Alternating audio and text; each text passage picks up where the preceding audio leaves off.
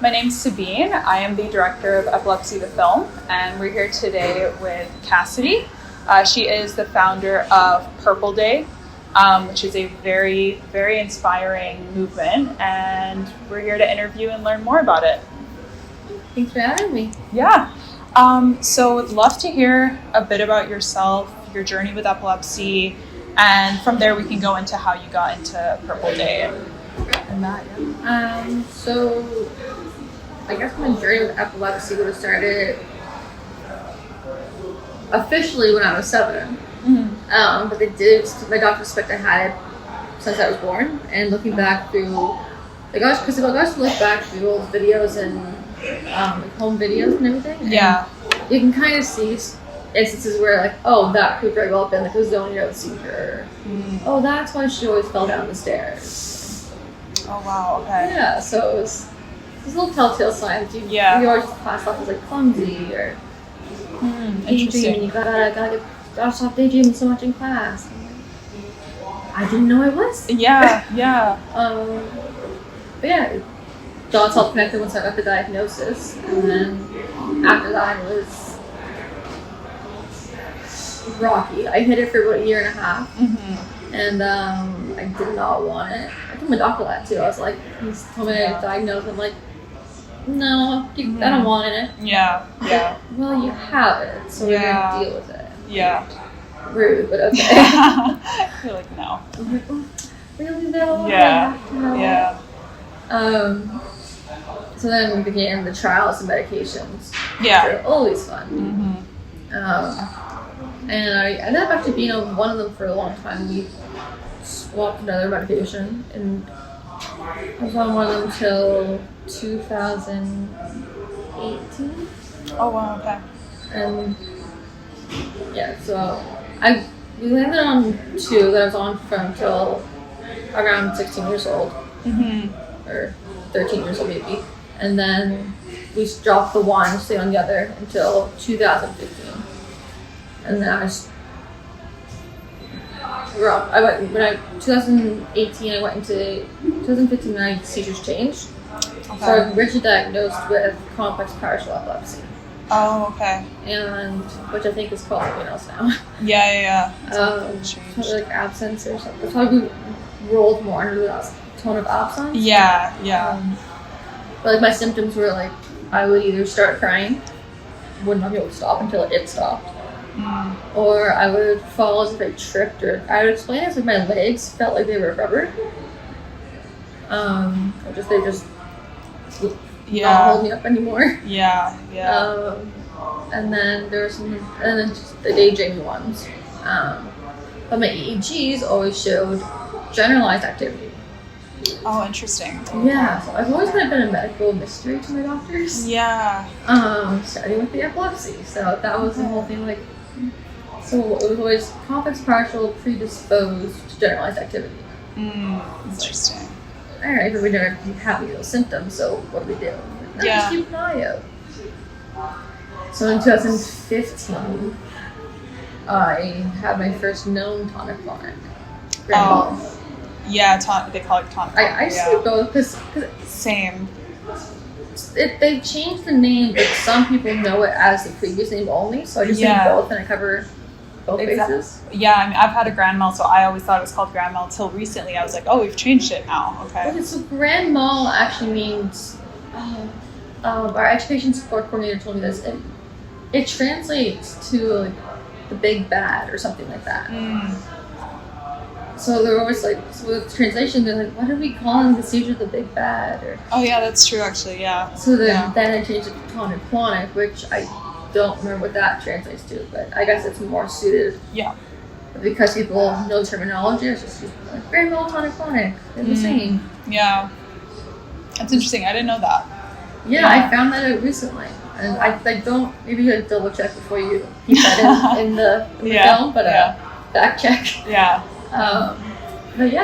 So I had that. My first one of those in 2015-ish, where me and my mom would fall asleep in the living room, and I woke up. When we woke up, I had dried blood in my mouth. I had lost bladder functions. Super, super sore, super just out of it. Yeah. And because I have other health issues, instinctively we're like, oh, your kidneys are failing because I have kidney disease. Which, like, in hindsight, it's not much better of a option or solution to be happening. Yeah. So, and the inevitable came around and we turned it back. I was like, nah, it was a seizure. Yeah. So that was fun. We called my doctor, and then there's a doctor on call. So they upped my medications, which then caused me toxicity. So then I was having repeated absence seizures. Oh. It wasn't even absence seizures. It was maybe I didn't say about absence seizures, but it was like I was very dizzy. The world was kind of spinning. Almost like vertigo, I think, and it was kind of like staticky. I feel like I've had that before, but I didn't realize that was interesting. Okay. And it was just constant. And my dog, I'd never had a service dog, so growing up with our family dog, he just picked up on the difference, I guess. Yeah. So I remember being at the cottage, and my uncle was I was saying we look because we just medication changes, so you never know how that could affect you. Yeah. So I was being very I wasn't going by the water, I wasn't going by the hill. So I was like, hey, why don't you help me paint the trailer? Yeah. And I just remember being very not steady. And I have a big image in my mind, look at the trailer half painted. And it's just very speckly, very staticky. Yeah. I'm like, and the dog said it was just between my legs, like you see cats in TV shows. Yeah, yeah. Would not leave my side. I guess I was doing a bad job at painting, so they sent me in to lie down. And then Dexter, our dog, would not my uncles would come in and my aunts would come in and go to the kitchen. I had to walk into the living room to the kitchen, and I was over here, and he would just growl the entire time until they left. Wow. And not a vicious dog at all. He's a lapso, he ain't gonna do much. He's a lab too. I also had a lab that was for my epilepsy. Yeah. So, he was awesome. Yeah. So through that, we finally got the toxicity situated. I just thought I load back up the dosage myself until I see my actual neurologist, and then we wrote something out. Then I got checked at a hospital, and they're like, "Let's put you in the epilepsy monitoring unit," which it was newer at the time, so it was a long-term EEG, but you're in the room for the people, and they can be in different stages of their long-term EEG. So when I was in, one of them had implants. Oh wow! Okay. So we actually didn't have to go home on the weekends because the implants, I can't take them out. So we got to stay on the weekends and just do a full ride through, which was good because if you send them your home on the weekends, then they have to put you back on medication, so it can take longer to get a good reading. Yeah, yeah. And you had a curtain so you could have your privacy, and there was 2 different bathrooms, and you had the whole room to walk around in. It wasn't confined. Yeah. I mean, if you're a smoker, you couldn't smoke, so they gave you a patch because we think someone in there was a smoker. Oh, okay. And then they slowly weaned me off on the medications. So I was also having a lot of other symptoms where we didn't know if they were seizures or not. So I had hand tremors really bad. So they thought that was maybe a medication thing. Yeah, yeah. So when I was found out full medications, I realized it could have been playing a factor. But I'm not on that medication anymore, and they're still really bad. Yeah. So I'm not really sure, but they weren't showing up on the EEG, so they weren't neurological. Yeah. For me at least. So now I don't know. They're just at the end of it, they're like, "Oh, some people are just twitchy," and I'm like, "Great." Yeah. It's kind of inconvenient when I have a full cup, and I'm like, "Here we go." Yeah. Try not to spill it while I walk. It has to be something with epilepsy, because I've had that too since I was diagnosed till now. I get comments like, "Your hands are so shaky," and I'm like, I don't know. It's just it's even yeah. This isn't it's not bad. We had a gal a bit ago, and honestly, this last week my nature has been very bad. I've been we had the gal, and I was holding the cup. Oh, it's so pretty how you're holding your cup. Yeah, it's pretty. Yeah. If I don't, it's going all over everybody. Yeah. Yeah. don't know. Some medications can cause it, I guess, but and then some of it could be seizures. Yeah. But yeah, so at the end of the day, I was re-diagnosed with generalized epilepsy, myoclonic jerks, and photosensitivity. Okay. They put me on. They dropped the one medication, the one thought that was causing the tremors. Yeah. Because they just it's not actually helping you much. Yeah. So they kept me on the second one I was on. I'm still on that, which is doing okay. I've got like the I haven't found the right words for it because it's not a schedule. Yeah. But if I avoid my triggers, I will have a seizure roughly every 2 weeks. Okay. Which before, I say it's not a schedule, but it's kind of more of a schedule than I had, or pattern. Yeah. Because before, it's like, it could be today, it could be tomorrow, it could have been yesterday. You don't know. Yeah. Now I can say, might be in 2 weeks. Yeah. It's more concrete, even though it's not concrete. Yeah. I think it's progression. My neurologist says, you're still having seizures though. So he doesn't see progress until I'm seizure free. I'm like, all right. Yeah. I understand, but like, little steps. Exactly. Little milestones. Exactly. And if you don't mind me asking, are you currently on medication as well? Okay. Yeah, so right now I'm on, I don't know if you were saying medication in this or not. Oh, you totally can. I can say mine also. Yeah. So yeah, I'm on Keppra right now. Keppra, okay. And I haven't noticed too many side effects with it. Like, a lot of people say about like the Keppra release, or like there's something like that terminology, like the extreme mood swings that it brings. Yeah. I haven't found that. If anything, like maybe I have a shorter fuse of Keppra, but like my patients don't last as long. Yeah, I feel you. But I mean, even still with that, they still last decently long. So. I've been blessed that way. It's worked for me. I know a lot of people it doesn't work for, so medication is the luck of the draw. Yeah, exactly. Yeah. What are you? I'm on lamotrigine, but I was on valproic acid from the age of 9 to 18, almost 19, which was like it was a high dose too, so it was like the worst thing, like the side effects from that and what it did. And then when I was 18, because I was transferring from Children's Hospital to like the adult one, the doctor actually was like, do you want to go on Keppra or lamotrigine? Which now looking back, I'm like, that's interesting to ask an 18-year-old what medication they want to go on. I had no clue what was like either. So I don't know what she explained, and I was like, okay, I want to try lamotrigine.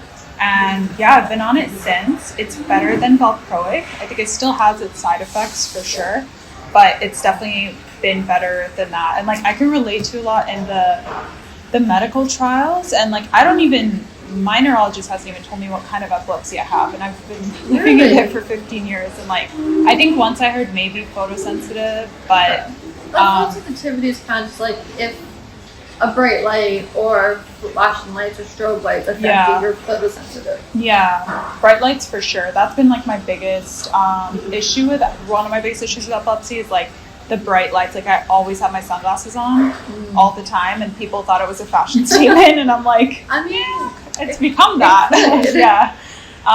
Whereas now, like in January, my doctor actually increased my dose of lamotrigine because I was like, my eyes, like I can't even sit in my living room because it's too bright for me. And so he increased it. It helped a bit, but it's that thing with medical trials that like, I remember the transition from medications was hell for me. Like, I don't know if you've also, that difference when you're transitioning is the worst thing ever. Like all the changes, everything, and your seizures are the more active because it's like we're doing something new. I don't remember like vividly because one, I'm married with epilepsy, but then on top of that I also have health, so memory is not my strong suit. So like when I was first diagnosed, they put me on the lamotrigine, and they did a few other ones. So I was on lamotrigine and valproic acid for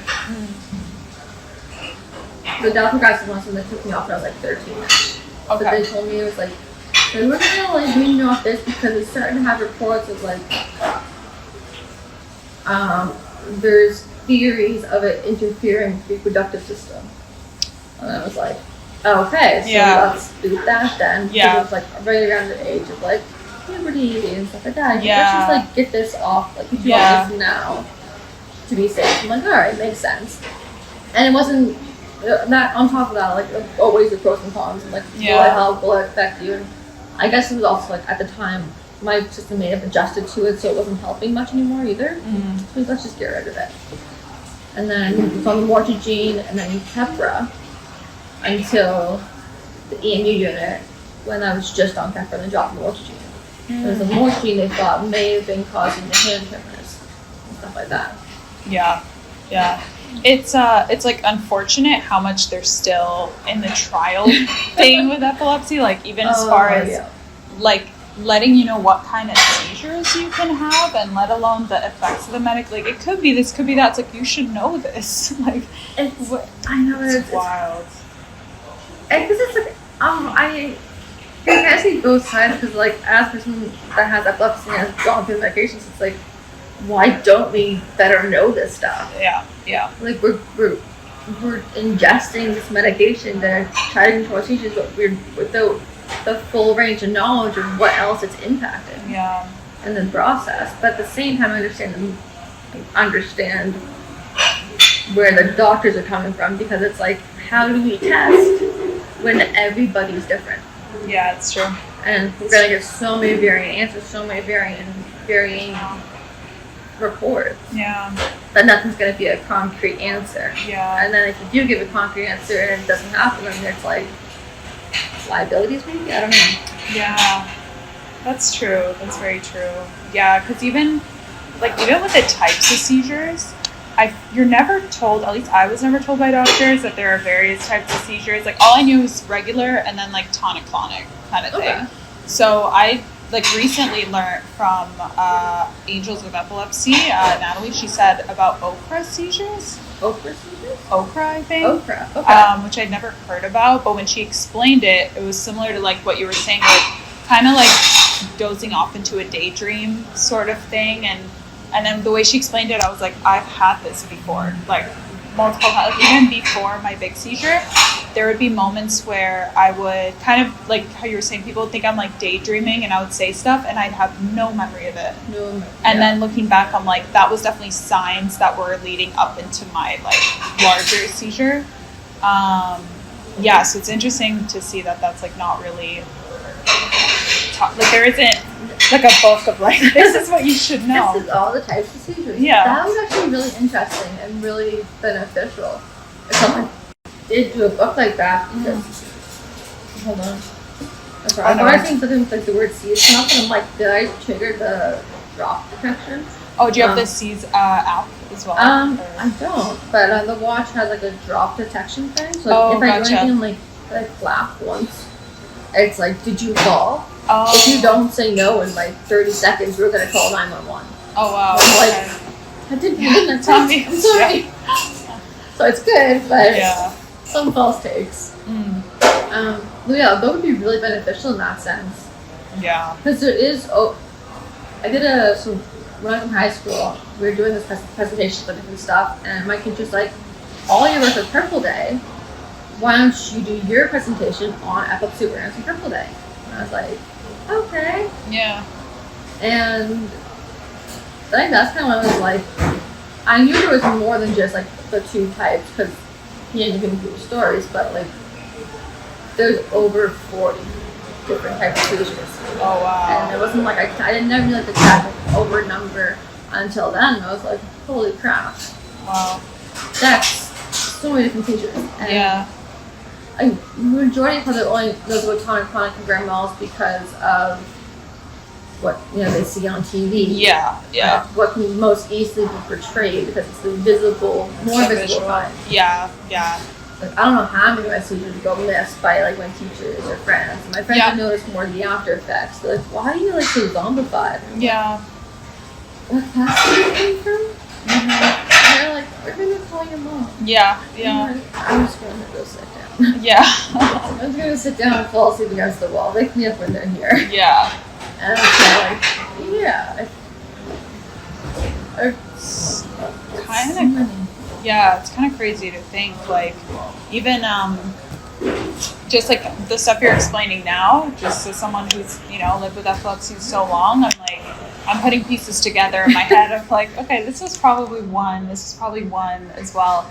But doctors just don't, maybe granted they might not know as much, or there should be more time put into that research, but we're not told like about all of these details. Like when I was diagnosed, they just gave me a pamphlet at Children's Hospital, and they're like, this is what you need, and then they gave that pamphlet to like my teacher in school, and that was it. Okay. Like there was not, and the pamphlet was like, what is epilepsy, what to do if a seizure happens, which is fair, but there wasn't like more that even my family knew, like SUDEP, for instance, no clue about that, like stuff like that. A lot of people avoid the topic of SUDEP because it is a heavy subject. It is, yeah. And when you're first diagnosed, doctors don't tell you that with the first diagnosis initial appointment. They should wait till like, I have some doctors, they're like, oh, you try to wait till like the third or fourth visit, because then the families have had time to digest the information overload of the initial diagnosis and can come back with questions. Yeah.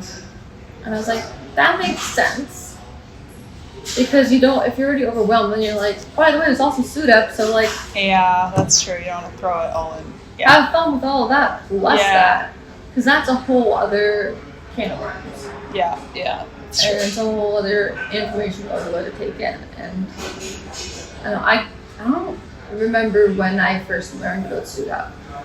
But like I kind of actually like a back burner thought. Mm-hmm.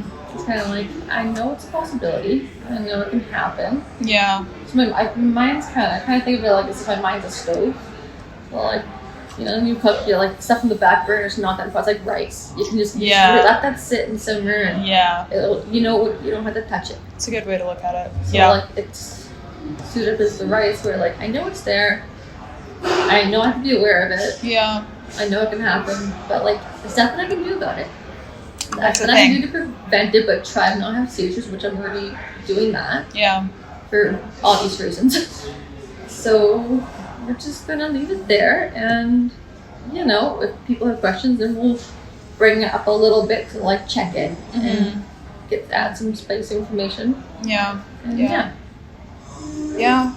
That's fair. Like I think my thing with it was that no doctor ever told me for like 10 years.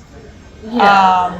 So I was told actually that you can't die of epilepsy. I actually was told that. Oh. And I guess I was younger, maybe they thought that would be a nicer thing to like just say. Like comforting? Yeah, maybe comforting. Like a doctor told me that. And then now I'm like, I don't know if that's not true. You know, obviously not. Unfortunately not true. So when I learned about SUDEP, I was really like, I was almost like angry because... Well, yeah, because then that trust you have with your doctor who you're trusting to take care of you is broken. Yeah. And how are you going to work in a partnership with your doctors if you don't trust one another? Yeah.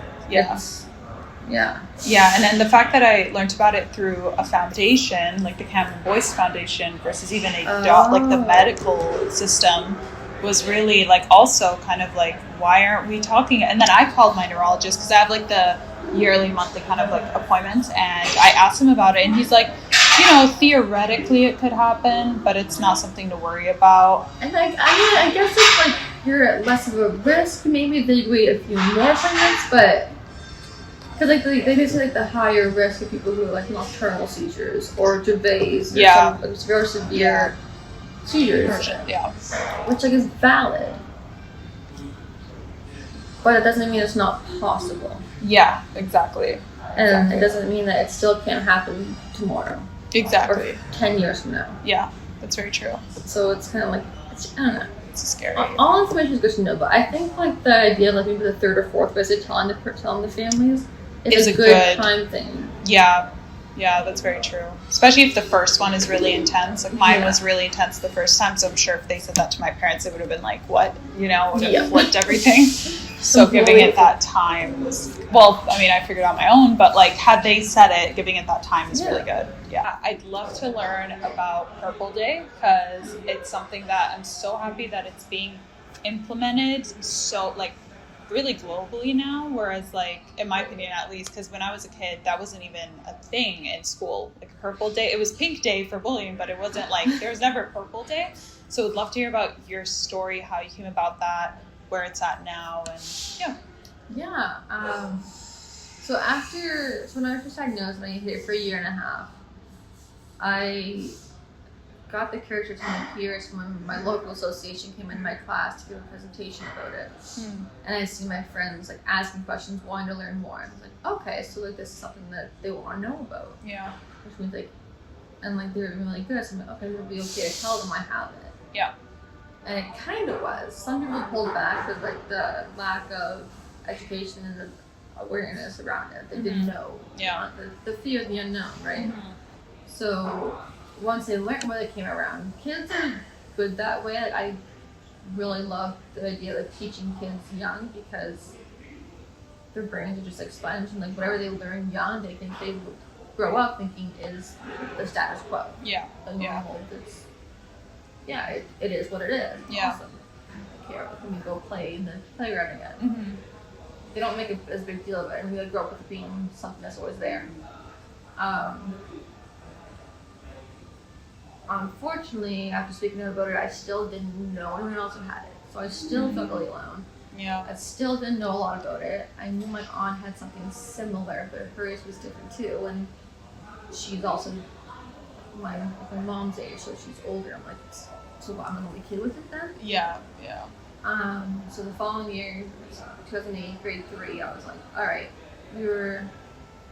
so it wasn't even like an all right thing. I was like, literally, me and my mom were sitting watching TV, and a commercial came on, like a breast cancer run, or maybe it was like St. Patrick's Day, or maybe it was Pink Day. Yeah. Because a commercial for a charity day came on, Yeah. and I'm like, well, how come there's not enough for epilepsy? Yeah. And she's like, what? And I'm like, well, how come there's not a day for epilepsy awareness? Like, what the heck? Yeah. And she's like, well, Cassidy, like the whole month of March in Canada is for epilepsy awareness. And I'm like, that's long. Yeah. And I'm like, what about like a day which is collective and you can spread mass awareness and it's just togetherness? Yeah. And she's like, there isn't, I guess there's just the whole month of March. I'm like, well, let's do a day where we just come together for mass awareness. It's going to be worldwide, and it's going to be awesome. Yeah. Like, okay, so we started looking up, like, all right, well, like, do you want to have, like, what do you want to call it? Like, do you want, like, a color associated, like, there's a Pink Day? Yeah. And I'm like, so I think I remember being sitting down being like, Orange Day, Blue Day, Green Day. No, that's a band. Yeah. And then and then I heard like looking up. She goes, "Oh, actually, lavender's the color for epilepsy awareness." I'm like, Lavender Day. That's a mouthful. I probably couldn't pronounce it either at the time. Yeah. So like probably sounded completely botched. Yeah. And she's like, so I was like, what if we just like Purple Day? And she's like, well, it's lavender, it's the flower, the lavender flower.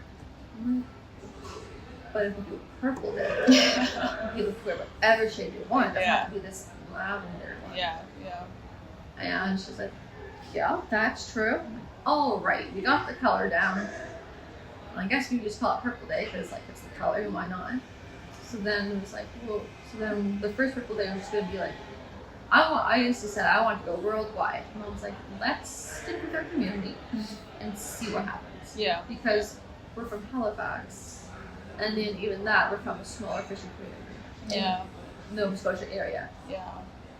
So I was very much. Let's just see where this goes. Let's just do this year with the schools and everything. So we got my brother's school and my school decked out in purple. The association came in. Local Epilepsy Association, the Maritimes came in. We did assembly. We did like a puppet show for elementary, so like better for kids to understand it. And that was good. Asked questions, and everything. No, that was like the first Purple Day. Then we had contacted on top of that, we contacted all of Parliament. Oh, wow. Okay. Our local political figures. And I think we did call the Prime Minister's office. And I was like, we emailed them all before we knew what copying paste too. So we're like emailing individual letters, like do. This is so much typing. Yeah. Like, can you wear purple on this date? Yeah. And I think all of them did. If not all of them, the majority of them did. And then we're like, call the Prime Minister. And I called the Prime Minister's office. I get his secretary. And I'm like, can I speak to the Prime Minister, please? Again, I'm like 8.5, 9. Wow. I do not understand the hierarchy of any kind. Yeah. So they're like, no. I'm like, I put the phone down. I'm like, Mom, they told me no, and I used my manners. And she goes, just ask them the message, Cassidy. I'm like, can you tell him that Cassidy made me call and I'd like him to wear purple and support epilepsy awareness, please? And she goes, okay, we can do that. Thank you. Wow. And yes, and I think he had to wear either a purple handkerchief or a purple ribbon. And that was kind of like the first purple day. And then from there, like, it was just like, alright, I started people started reaching out to like social media because Facebook was the newest social media forum. Kick off, yeah. But let's join this thing and try to get it out there more. So then people seen and started reaching out, and I was like, okay, so there's lots of people out there that have it. Why isn't it talked about? Why are they all afraid to tell their fears? Why isn't no one talking about this? So then it was like they all had the same fears of being bullied, being fired, being kicked out of schools. Yeah. All of it. So I was like, that's terrible. It's a health condition. Yeah. Why are we being shunned and discriminated against and bullied for a health condition? You don't.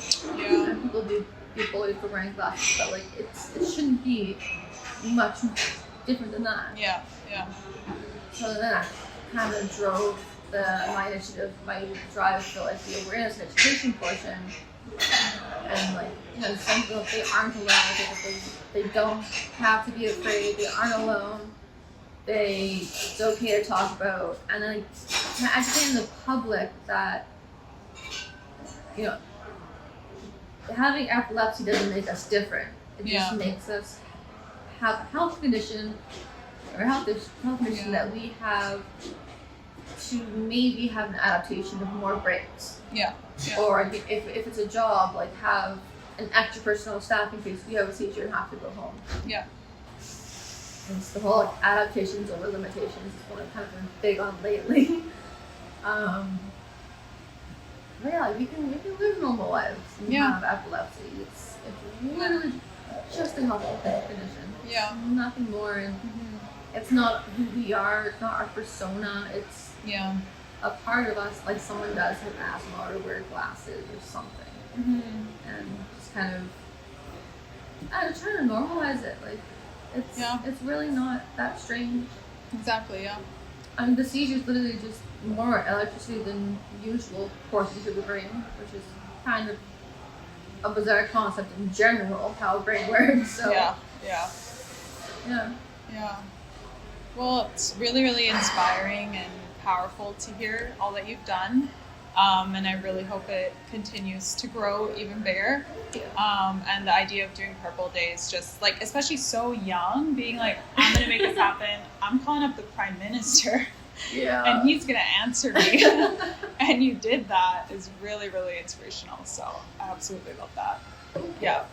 I think honestly, I think part of it was just being a kid and not like knowing.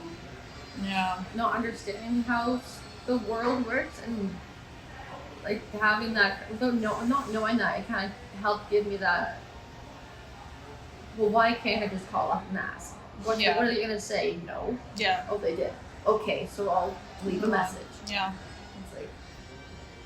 like just don't be afraid to ask. Don't be afraid to take that step and reach out. Because the worst thing that's gonna happen is you might have to try again at a later date. Exactly. They might need some time to warm up to the idea. And even like when I first started getting like our city hall lit in Halifax, I went to them. They didn't have the gear, so they're like, "We don't have the stuff for that, but like we can look into getting it if it's not too expensive or not too much. Like if we can make it work." I'm like, "Okay, sounds good. I'll see what I can find out too." And then it was like a half a year later, they're like, check this out, come to City Hall. Like, okay. And they had their lights. We managed to find them at a good price because working with people, and Wow. now they light it up for Purple Day, they light it up for Endo, they light it up for cancer, Nice. Christmas, everything. Wow. And it's like, that's until like, you may start with just epilepsy or just Purple Day, but you could also, a lot of these things you could also take and contribute to other parts of the year, other things. Yeah. And it turns an eye to your business, turns an eye to your whichever. Yeah. And it kind of it helps you, in turn helping the community. So, I don't know, I think the whole working together thing, right? Like, help each other. Yeah. Yeah. The give and the take, and I don't know, like working together, how much more can we accomplish if we work together? Yeah. We're all going for the same goal, just awareness, a better world. Yeah. So. Yeah, exactly. Yeah, that's lovely. And that's, I just want to make sure for time that you're... Yeah, I seen the form. She's like 5 minutes, 4 minutes. 4 minutes? She got the countdown going. So we can do a little wrap up, which is like what's coming up for you, anything you'd want to share with us that's, coming out for awards. So I guess, I don't know, like, so how far ahead do I? As far as you want, or as soon, whatever works. Okay. Yeah. Well, it was like we're here in BC we did a few meet and greets. We did a speak with the Invisible Front that the BC Epilepsy Society put on. Nice, yeah. With voice stories. That was Wednesday. Today was rumble boxing. Okay. So they're actually like, it's like, oh, I gotta go. So it's, lots of events happen like that, and it's like you make it inclusive. So typically they have a lot of lights go on, so they still the light. So it's only like a solvable light with those sensitivity and all that. Yeah. The 23rd, we're going to Florida for the Purple Day at Disney event, which happens every year. Every year in the Maritimes, we have the gala. There's different events going on all around the world. I think if you want to find out more, you can reach out to your local epilepsy organization. Just looking them up, like epilepsy organization in so-and-so location. Yeah. Or, I think if you're in Canada, it's the Canadian Epilepsy Alliance, and they can divert you to your local one. Nice. Yeah. They have that amazing resources. If you don't know which encompassing umbrella group can point you to that, you can look for Triple Day. I can help find that for you, or put you in front of someone who can. Just don't be afraid to ask, reach out, ask questions, like whether you have epilepsy or you want to learn more about it. Typically, if we're open to talk about our epilepsy, if we say, oh yeah, we have epilepsy, we're open to answer questions, because the more you ask questions, the more you learn. And what better way to learn than ask questions from people who are knowledgeable about the condition. Yeah, exactly.